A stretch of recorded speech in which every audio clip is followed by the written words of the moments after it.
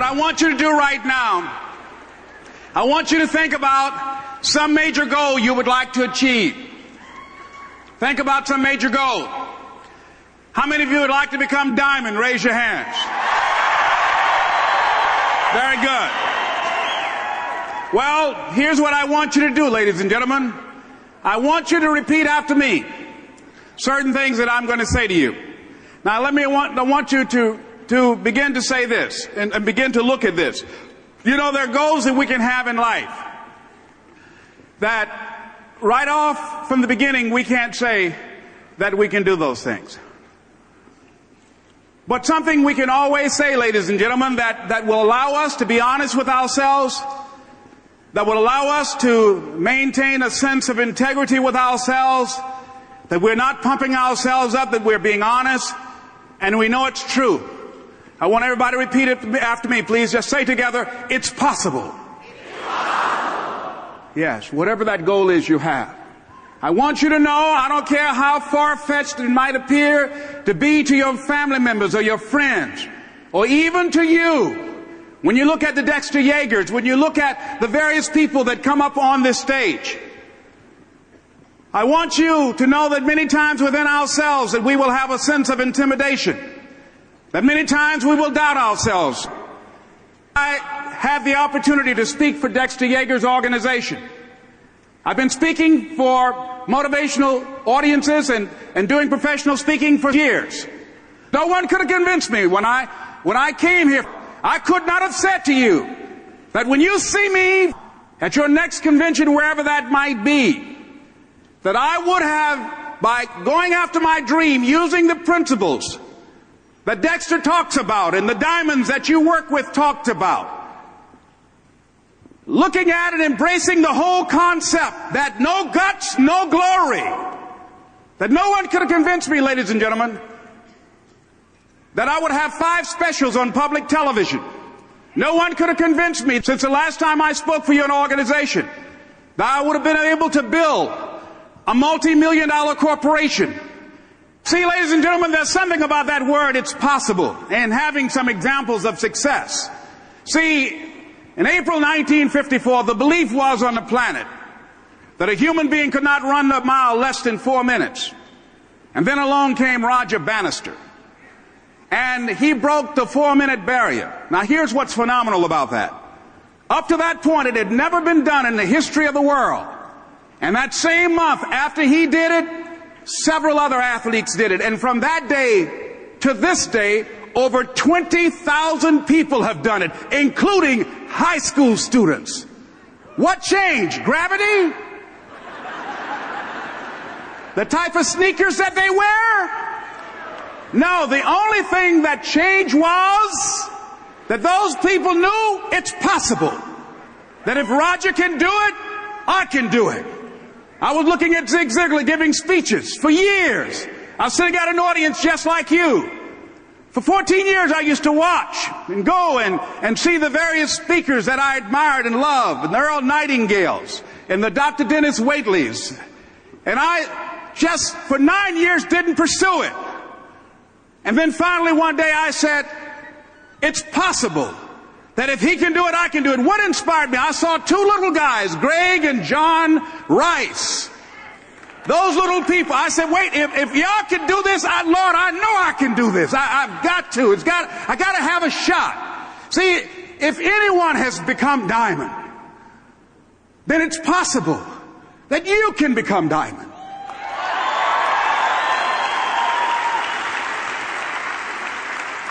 See, a lot of people convince themselves they can't do anything. But see, when you get knocked down, and you're going to get knocked down, when you run into some roadblocks, and you're going to run into them, when you have some setbacks, you can always be able to bring yourself back in, knowing if someone has done it, it's possible that I can do it. Now here's the next step. Let's say together, it's necessary. See, it's not only possible for you to live your dream, but it's necessary, ladies and gentlemen, that you have a plan of action, that you write your goals down, that you focus on your goals, that you work on your goals day in and day out. It's necessary that you become creative. A friend of mine was walking down the street in New York City, and as he's walking down the street, different people started soliciting him for his business. Hey, mister, can I shine your shoes? He said, no, I'm busy. I'm in a hurry. I don't have time. Somebody would say, hey, mister, man, your shoes look crummy. May I shine your shoes? No, I don't have time. I'm busy. Somebody would say, hey, man, your shoes look bad. Can I shine? He said, no, I don't have time. Finally, he's walking. He's approaching a young man, and the man said, 97, 98, 99, 100. He said, excuse me, sir. He said, today is my birthday, and every year, just to thank God for a new year of life, the 100th person who passes my shoe shine stand, I offer that person a shoe shine. Would you give me the honor, please? He said, why, sure. He got up on his shoe shine stand. The young man shined his shoes diligently. Then after he got off, he said, thank you. And he's walking away, and he stopped for a moment. He said, by the way, how much do you charge for a shoe shine? He said, only $5, sir. He said, $5? He said, yes. He said, look here, today's your birthday. He said, here's 10. Keep the change. As he started walking away, the young man said, looking in the opposite direction, 97, 98, 99, 100.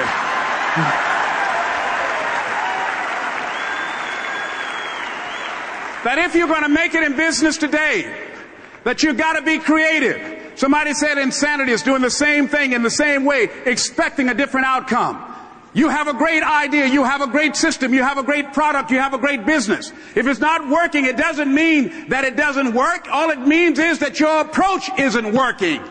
And so now you've got to become more creative. Now you've got to go back to the drawing board. Now you need some more coaching. Now you need some more direction of what you need to do, to take some corrective action to get you on the path. How do you know it can happen? You know because others have done it, so it's possible that you can do it. And what is necessary is, it's necessary that you work the system. It's necessary that you take the coaching, take the directions, look at the people that are doing it, that are successful, and emulate them. And it'll work.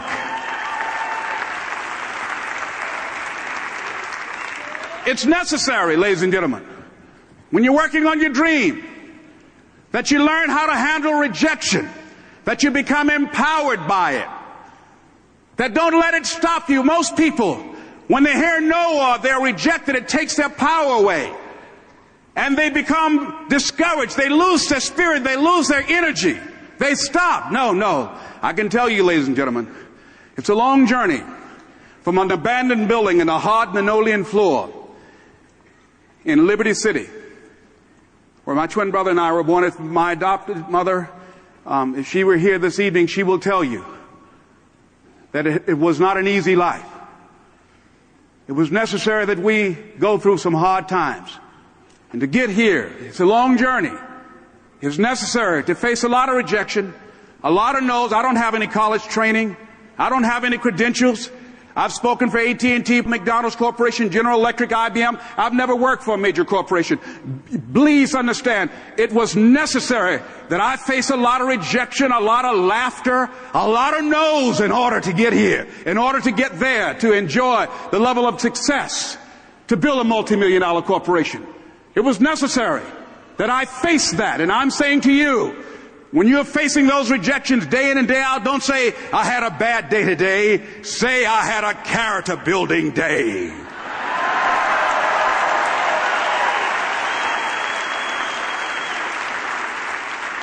Never claim a bad day. A character building day. What did you learn? What did you get out of that day? It's necessary, ladies and gentlemen, that you look at the people in your life. Who do you have yourself surrounded with?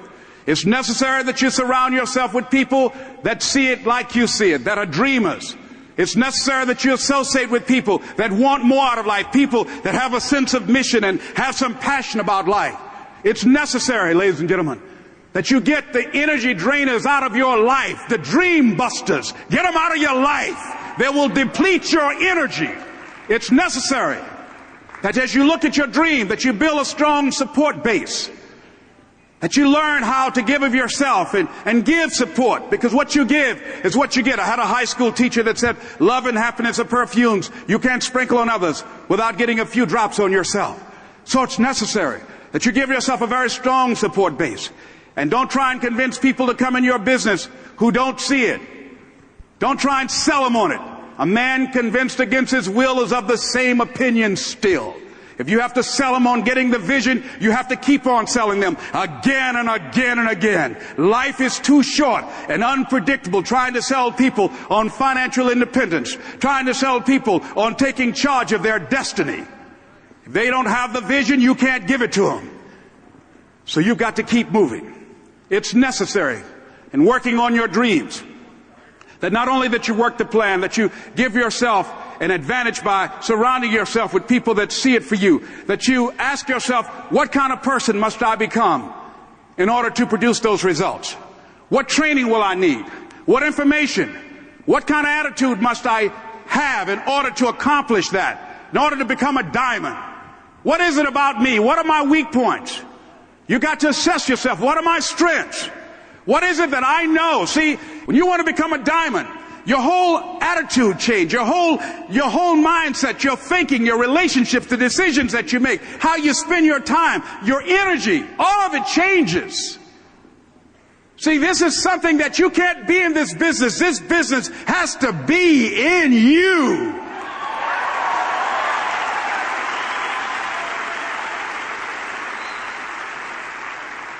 Where people want to be with you. They want to be a part of your team because of the way you carry yourself.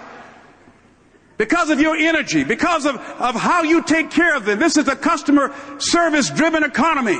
You want to find ways to service people. A lady had a news conference and she was summarizing the extra service that her company was providing for their customers. And she said, and I like this, she said, it's not our intention to please our customers or to satisfy our customers. It is our intention to amaze them. You want to make it, and you want to find ways to amaze your customers, your internal customers and your external customers. The internal customers are the people on your team, the people that are working with you, that you're supporting with them, working with them to build the business. And what are ways that you can amaze them? The fact that you'll come to some meeting and only might be 2 or 3 people there. That you'll come, you might drive 90 miles to be with them, and they look up and there you are in the back of the room and they didn't even know you were coming.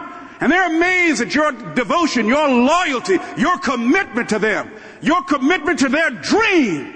That when they need you, that you are there as a support for them. And they're amazed by that.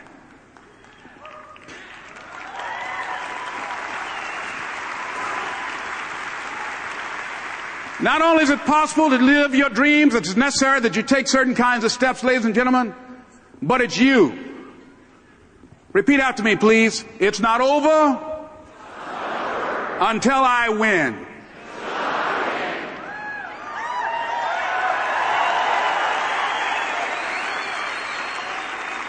I was playing Connect 4 with my son, John Leslie. I beat him about 15 games straight. John Leslie is 9 years old. I said, John Leslie, I got up and I stretched and I yawned. I said, Dad is sleepy now. So I'm ready to go to sleep. He said, oh no, Dad. He said, you can't stop now. I said, why not? He said, it's not over until I win.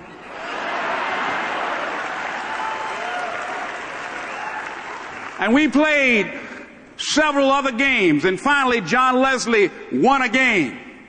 And then he got up and he yawned. He said, Dad, I'm ready to go to sleep now. Ladies and gentlemen, that's how we must be. No guts, no glory. You've got to be willing to face rejection and no again and again and again. Defeat again and again and again. And every time life knocks you down, you jump up and say, it's not over until I win. It's not over.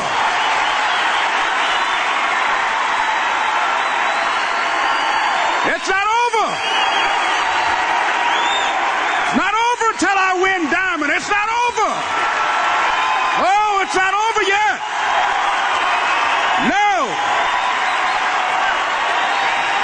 No, it's not over yet.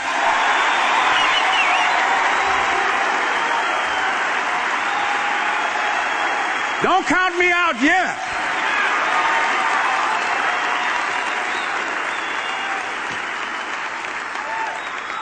It's you, ladies and gentlemen. You've got to take personal responsibility to make it happen. Nobody's going to care more about your dream than you.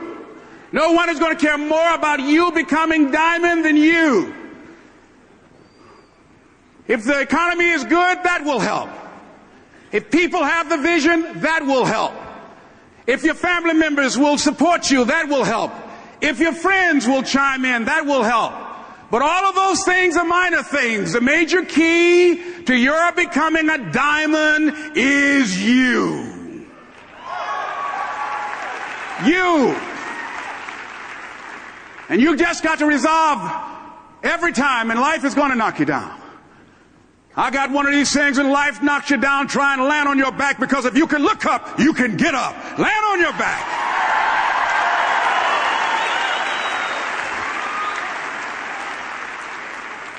So it's possible that you can live your dream. It's necessary that you have a resilient attitude, that you have the guts to pursue the goals that you want. It's you that you've got to take personal responsibility to make it happen. Next step, ladies and gentlemen, is it's hard. It's hard. Yes, easy is not an option. It's not easy becoming diamond. It's not easy reaching your goal. It's not easy changing your life.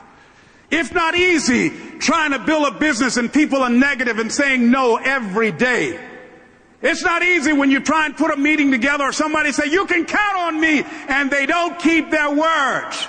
It takes a lot of guts to get up and say, okay, baby, I'm going again, and bill collectors are calling and your phone might be cut off.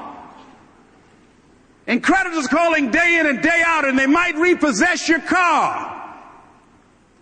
And you might lose your job. It takes a lot of guts. You don't have nothing but lint in the corner of your pockets. You're out here talking about living your dream. And people laughing at you. And they're doubting you. It takes guts, ladies and gentlemen, to go through that. People used to laugh at me in Detroit when I was sleeping on the floor of my office in the Penobscot building. And I came in there one day, and security gave me a note that said from management, this is an office tower. It's not an apartment complex. It was rough, ladies and gentlemen. It was not easy. When I was laying on the floor looking out of the window, when I was questioning myself, Les, can you do this? I was questioning myself. It wasn't easy being the butt of the jokes every time I went home. And my brother was laughing at me, my sister. And my mother said, Leslie, why don't you go back down to Sears? They like you down there. I said, Mama, I can't go. That's not me. I got to be my own boss. I ain't gonna never get rich working for somebody else. I got to work for myself.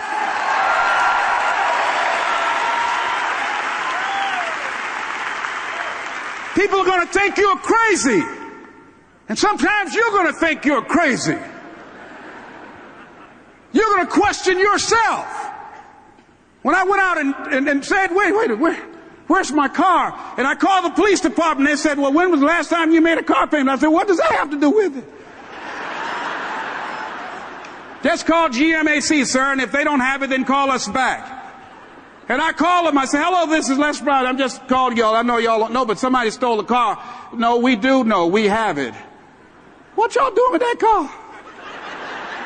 How did y'all find that car at my cousin's house?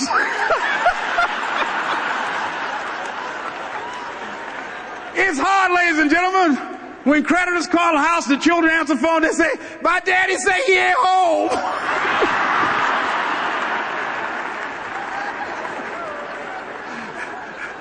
It's hard. It's hard keeping your spirit up. I remember before I was engaged to Gladys, I was telling her, she said, you ever been engaged before? I said, yes. She said, what happened? I said, well, 3 years ago I was engaged. The lady broke the engagement off. I said, why? She said, Les Brown, when she found out I was sleeping in my office, she said, you got potential, but you ain't got no money. I want somebody who want me for me, not for what I got. Who love me for me. So it takes guts to pick yourself up when you experience setbacks and people don't see the vision and no one else believes in you. It takes guts. You got to dig down deep to gut it out, keep on going again and again and again. until you make it happen, because you know that it's possible. Now, what do you do during the hard times, Les? Here's what you must do. Number one is you must have faith. Paul said you must have the faith to call forth those things that be not as though they were. Judge not according to appearances.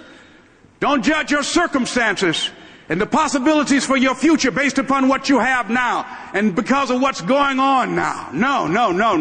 That's not the real reality there. What you're going through, if you're going through some hard times, it has not come to stay. It has come to pass. It's all right.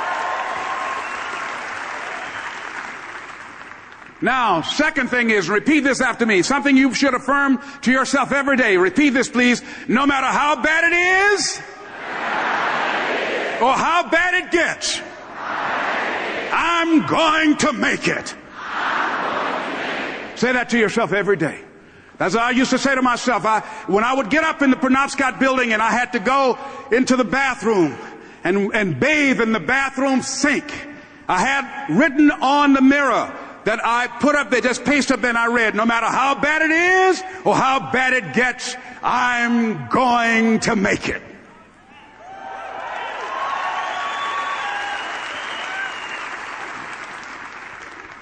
So you've got to have faith. You talk to yourself. You say that affirmation. The next step is you must have patience and engage in consistent action. Patience and engage in consistent action. See, everything does not always happen, ladies and gentlemen, when we want it to happen. It doesn't happen quickly.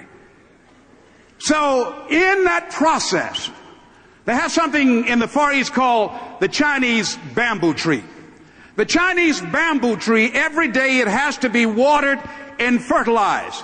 It's a very hard nut, and it takes 5 years of watering and fertilization every day, according to American Geographics, before it breaks through the ground. At any time, if the watering process and the nurturing and the fertilization process is stopped, the Chinese bamboo tree will die in the ground. Now, once it breaks through in that 5th year, then in 6 weeks it grows 90 feet tall. Now the question is, does it grow 90 feet in 5 years or 6 weeks? The answer is obvious. It takes 5 years.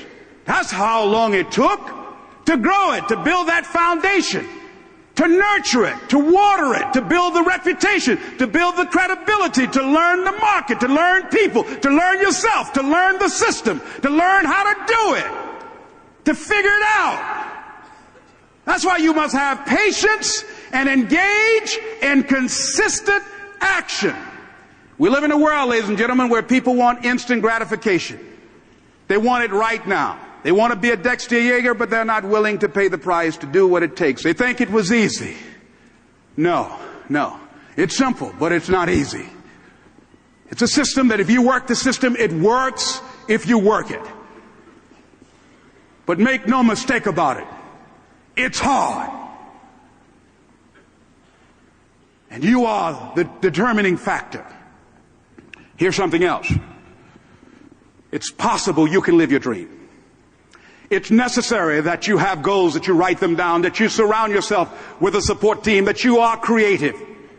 It's you that you must take personal responsibility to make it happen. George Bernard Shaw said, the people that make it in this world look around for the circumstances that they want, and if they can't find them, they create them. It's hard. No, easy is not an option. However, ladies and gentlemen, what you will discover is that it's worth it.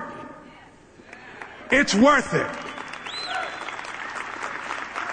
I suggest to you, if you want to become diamond, write down 5 reasons of why it is worth it for you to become a diamond, to experience that level of achievement. What is it that will give you the drive? What is it that will ignite the courage in you to get up and come back again and again and again? How is it that you would be able, what reasons that can tap in to that deep down feeling that goes to your gut, that no matter how many times you get knocked down, that you're coming back? What is it? Write it down. Let me tell you something, ladies and gentlemen. You saw that picture up there, the lady, Mrs. Mamie Brown. I'm flying from here tomorrow morning to be with my adopted mother. And I'll be with Mama tomorrow.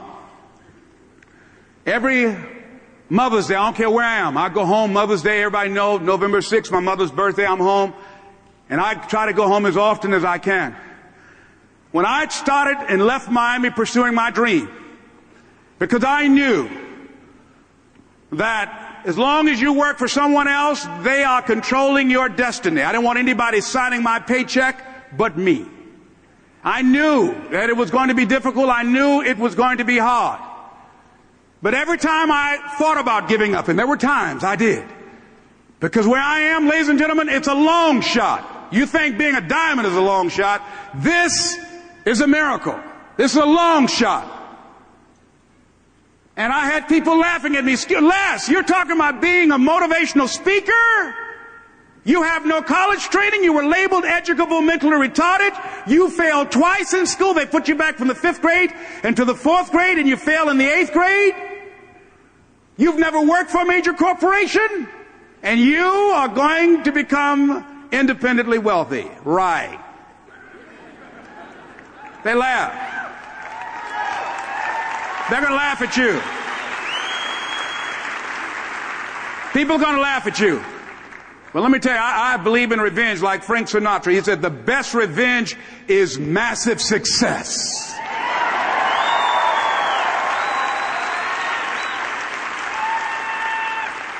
Ladies and gentlemen, when I was driving around with my mother and she saw a house, we were just looking for homes and we drove an exclusive area of Miami. My mother saw this house. Oh, what a beautiful home. And we looked at it. She said, oh boy, I would love to have something like that. One day I would feel like Mrs. Rockefeller. I said, you like that, Mom? I said, yeah. I said, oh, we just kept driving. I did not let my mother know at that time that I had it etched in my mind that I was going to do whatever number of meetings, whatever number of contacts, whatever number of calls I had to make, whatever it took to make that become a reality. And the day that I drove to that house and said, Mama, you remember that house you saw? We got out the car. I said, yes. I said, I really know the people that live there. She said, you do? I said, yeah, let me take you in and show it to you. And then I couldn't contain myself anymore when I got around and helped her get out of the car. And I took in, I said, Mom, I gave her the keys. Over 5,000 square feet. Large size Olympic pool, 12 feet deep. On a golf course, basketball court. I said, Mama, this is for you. And ladies and gentlemen, to see my mother walk around this house, this woman who only has a 3rd grade education, never had any children of her own. And she walked around and she said, oh Lord, oh thank you Jesus. No one would have ever told me this would have happened to me. She said, Leslie, she said, you know, that day when I went in that building and they told me this lady had these boys that she wanted to put up for adoption. And I told them, I said, I'll take them. And she said, ladies, she said, raise your hand and swear to me 2 things. I said, what is it? She said, swear to me you won't separate them. She said, oh no, I swear. I'll keep them together. I swear. I've never had no children. I swear I'll keep them together.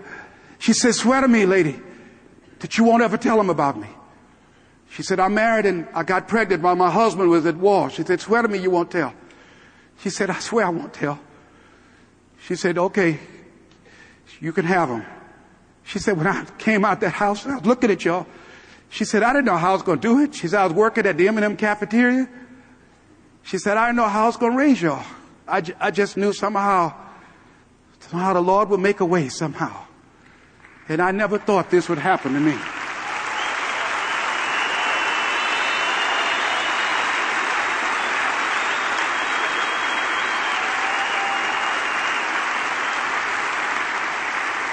And I And during those moments when it's hard, not only must you have patience and engage in consistent action, but you must turn to a power greater than yourself and just say, Lord, whatever I face today, together, you and I can handle it. And I know some way and somehow you'll make a way for me. You'll make a way for me. Ladies and gentlemen, there are many nights I walked the floor and did not know how I was going to make it. And you must feel during those times, he said, I'll never leave you nor forsake you.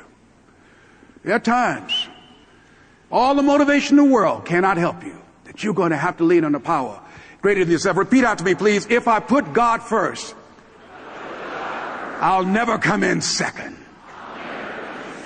Yes.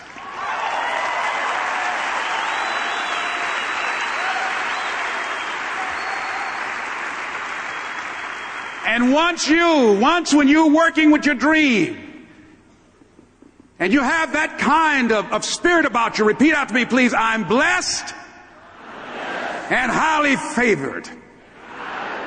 See, when people ask you, say, how you doing? Even if you're having some difficult times, say, I'm blessed and highly favored. Because anytime you wake up and you don't have a white chalk outline around your body, it's a great day.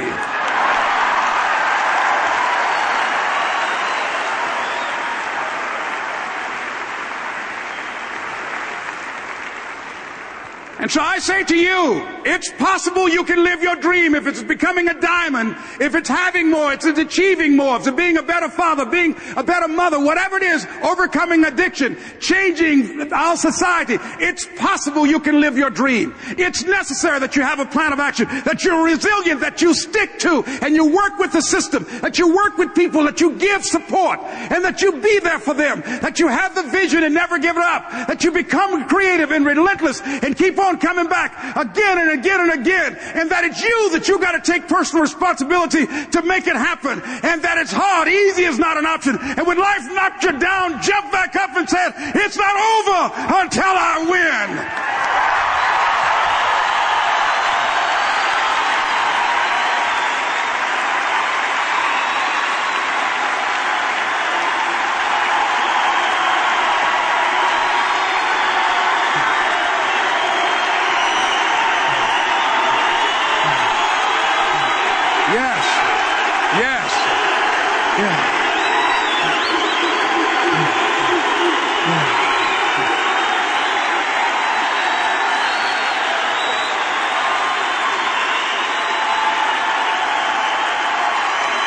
Ladies and gentlemen,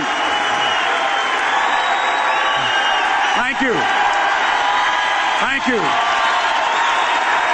Thank you. And when you know it's hard, and you write down those reasons that will energize you, that will inspire you when you want to give up, when you doubt yourself and you pull those reasons out, that will make it worth it for you. And once you find those things that will make it worth it for you, it will create a hunger within you that won't be denied. And then it is done. It's a done deal. It's done. You know people, you've seen people that you can predict early on. That person is going to be a diamond. You know it. How they carry themselves, how they take care of business, how they follow through, how they keep their commitments to their commitment, how they work the system, their energy level, their passion. You know it. The mark is on them. You know it. That one's going to make it. You know it. I went to a friend of mine's house the other day, and we were looking at our son who was watching Billy Graham on television, and everybody said, that young man's going to be a preacher. The mark is on him. We know certain people that mark is on them, and people must see that in you. I remember when a man was telling a story about a guy that was involved in battle. And he went in a buddy plan in the military with a friend of his. And one day, he and his friend got separated, and his friend went out on a sweep looking for enemies. And they were ambushed. And when they got back there, this guy was looking through the platoon. He had heard that they had gotten into battle. And he said, where's Where's Marvin? Where's my friend? Where's my buddy? Marvin. And the head of the platoon said, oh, he's out there. He's probably dead. And this guy went and got his helmet and got his rifle. He said, I'm going to get him. Guy said, wait, no. Look, he's probably dead. He said, I'm going to get him. Anybody going with me? He said, no, look here. You will go there and you'll get killed. He's dead, I'm telling you. And the guy went on anyhow. And the next morning, when they took a sweep out there looking to see what the toll was, how many were dead, how many were wounded, they found this guy. And he was holding his buddy. He found him. And his buddy was dead. And he was mortally wounded. And the captain walked over to him and he said, oh no. He said, you fool, didn't I tell you? Didn't I tell you he was dead? Look at you, you're dying. He said, was it worth it? In his last dying words, he said, do you know what he said when I found him? He said, I knew you would come. I knew you would come. He said, yes, it was worth it. It was worth it.